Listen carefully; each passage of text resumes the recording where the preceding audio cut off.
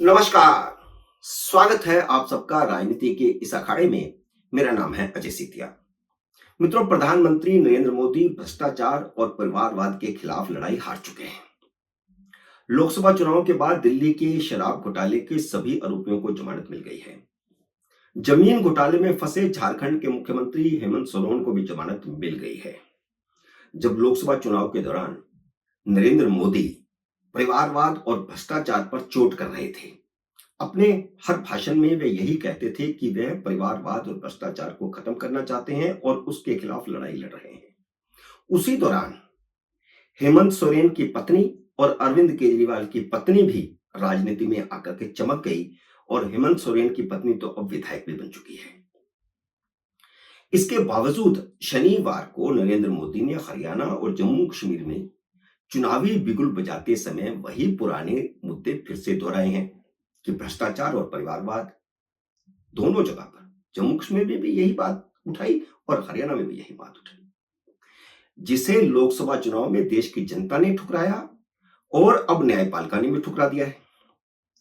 नरेंद्र मोदी को समझ नहीं आ रहा कि जब तक न्यायपालिका भ्रष्टाचार के खिलाफ सख्त नहीं होगी, गंभीर नहीं होगी, तब तक कुछ नहीं हो सकता।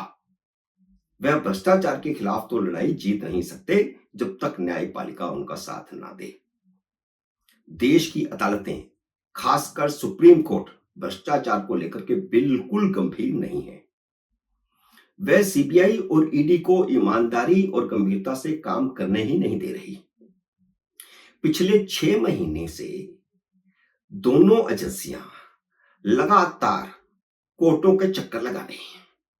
कभी लोअर कोर्ट बुला रही है, कभी हाई कोर्ट बुला रही है, कभी सुप्रीम कोर्ट बुला रही है।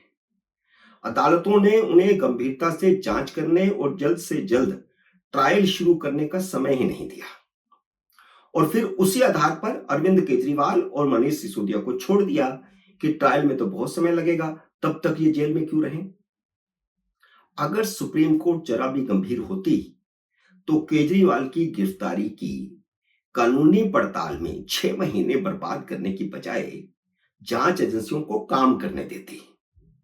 सुप्रीम कोर्ट के जजों की मदद से अभिषेक मनु सिंघवी जांच एजेंसियों को कभी इस कोर्ट में और कभी उस कोर्ट में नचाते रहे।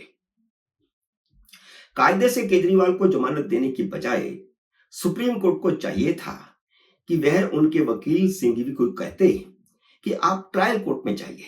यही हाई कोर्ट ने कहा था, लेकिन सुप्रीम कोर्ट ने उन्हें ट्रायल कोर्ट में जाने को कहने की बजाय हाई कोर्ट की ही आलोचना कर दी। जस्टिस भुइयां ने तो सीबीआई के खिलाफ ही टिप्पणी कर दी। वे सीबीआई की गिरफ्तारी को अवैध ठहराना चाहते थे, जबकि जस्टिस सूर्यकांत गिरफ्तारी को उचित मान रहे थे और जजमेंट में माना भी गया बाद में। आप जस्टिस भुइयां की टिप्पणियां देखिए। मैं सिर्फ 3 टिप्पणियां बता रहा हूं। पहली टिप्पणी कि सीबीआई अभी भी पिंजरे का तोता बनी हुई है। यह टिप्पणी यह दर्शाती है कि वह सीबीआई की गिरफ्तारी को अनुचित ठहराना चाहते थे। केजरीवाल की गिरफ्तारी इसलिए की गई क्योंकि ईडी के केस में उन्हें जमानत मिल गई थी। यह दूसरी टिप्पणी। जो अभिषेक मनु सिंघवी कह रहे हैं, जो केजरीवाल का वकील कह रहा है, वही बात इन्होंने कही और यही बात आम आदमी पार्टी कह रही थी। अब तीसरी टिप्पणी देखिए। तीसरी टिप्पणी जमानतों की शर्तों को लेकर के है, जिसमें उन्होंने कहा कि जमानत की शर्तों के वे पक्ष में नहीं है, लेकिन क्योंकि 2 अन्य जजों ने ईडी के मामले में शर्तें लगाई हुई हैं, इसलिए वे शर्तों का समर्थन करते हैं अदालती अनुशासन के लिए। अदरवाइज वे इसके पक्ष में भी नहीं थे कि उन पर शर्तें लगाई जाएं। और शर्तें क्या हैं? पहली शर्त है कि वे मुख्यमंत्री के दफ्तर और सचिवालय नहीं जाएंगे। दूसरी शर्त है कि वे किसी फाइल पर तब तक दस्तखत नहीं करेंगे जब तक कोई फाइल एलजी के पास ना भेजी जानी हो। तीसरी शर्त यह है कि वह केस के मेरिट पर नहीं बोलेंगे।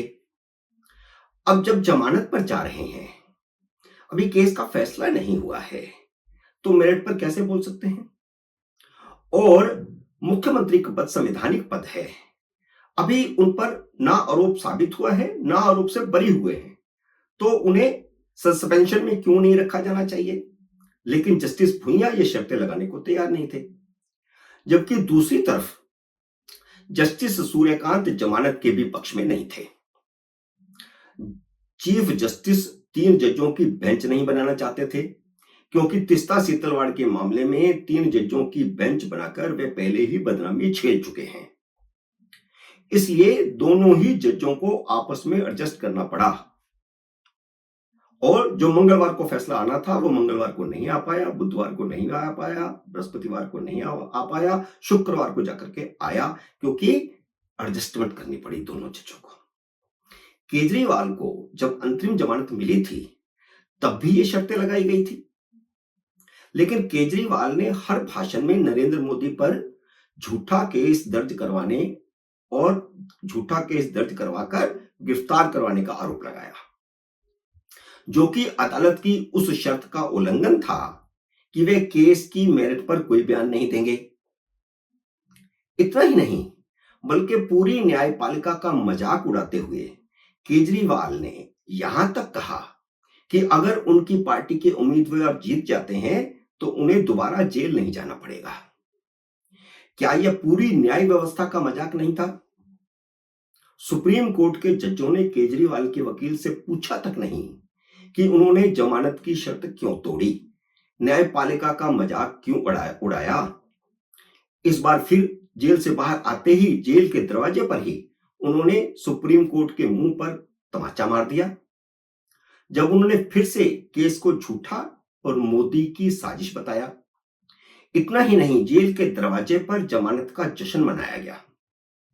आपराधिक मामलों में फंसे हुए राजनीतिज्ञ जमानत पर रिहा होकर जश्न मनाते हैं और न्यायपालिका मुंह ताकती रहती है।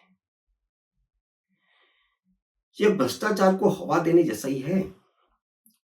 कुछ दिन पहले हत्या के एक आरोपी जो पॉलिटिशियन था, छोटा मोटा पॉलिटिशियन था, ये तो बड़े पॉलिटिशियन है, सोपन गांडे, ये महाराष्ट्र के हैं।